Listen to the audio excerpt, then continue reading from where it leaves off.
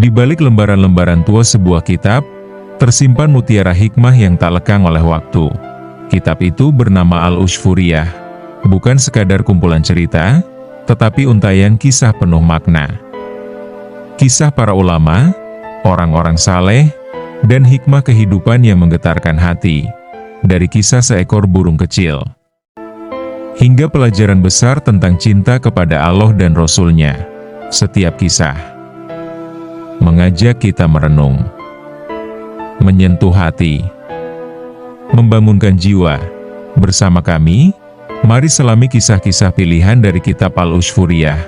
Karena dari kisah, iman kita bisa tumbuh. Dan dari hikmah, hidup kita bisa berubah.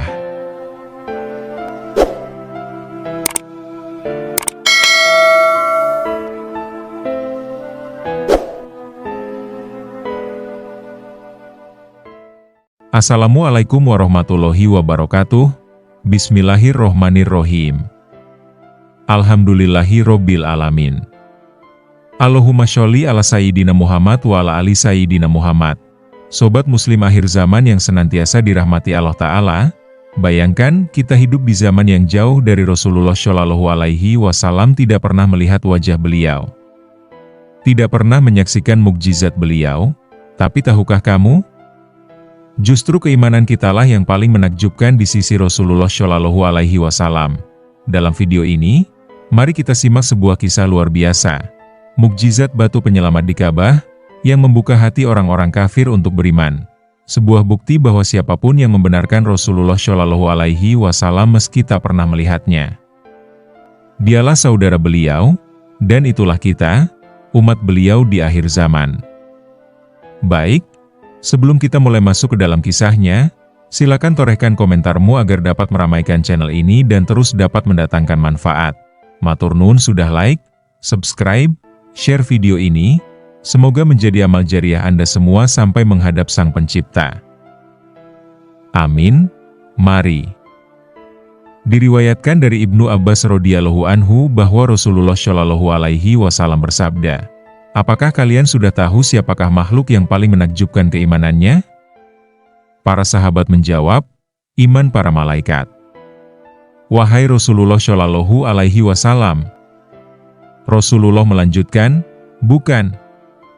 Bagaimana para malaikat tidak beriman sedangkan mereka betul-betul memperhatikan dan melaksanakan perintah Allah?"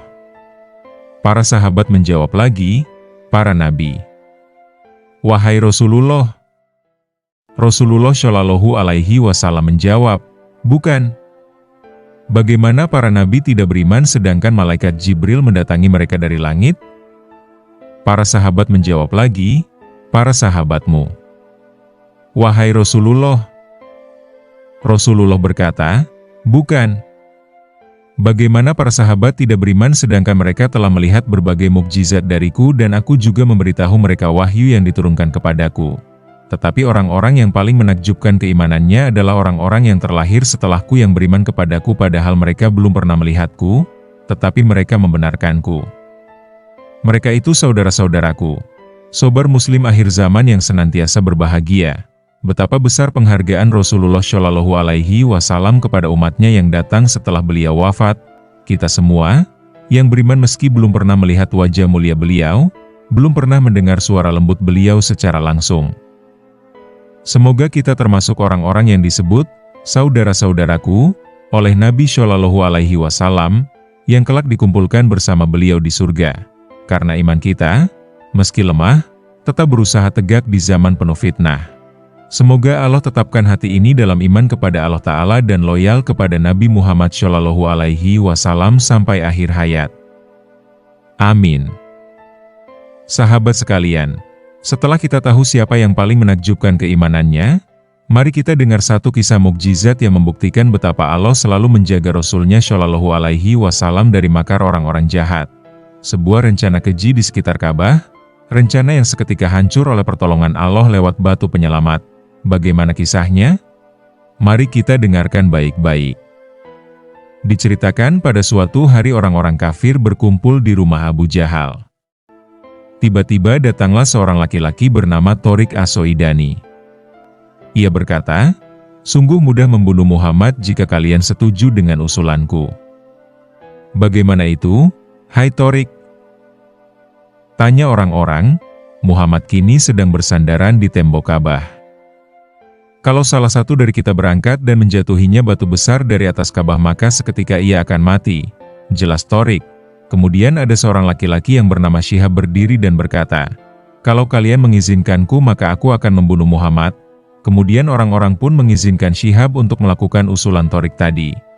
Saat Syihab telah sampai di Ka'bah, ia naik ke atasnya dengan membawa batu besar. Kemudian ia menjatuhkannya ke arah tepat Rasulullah Shallallahu Alaihi Wasallam. Tiba-tiba dari tembok Ka'bah, keluarlah sebuah batu yang menahan batu besar yang dijatuhkan itu di udara hingga Rasulullah Shallallahu Alaihi Wasallam pun berdiri dan berpindah dari tempatnya.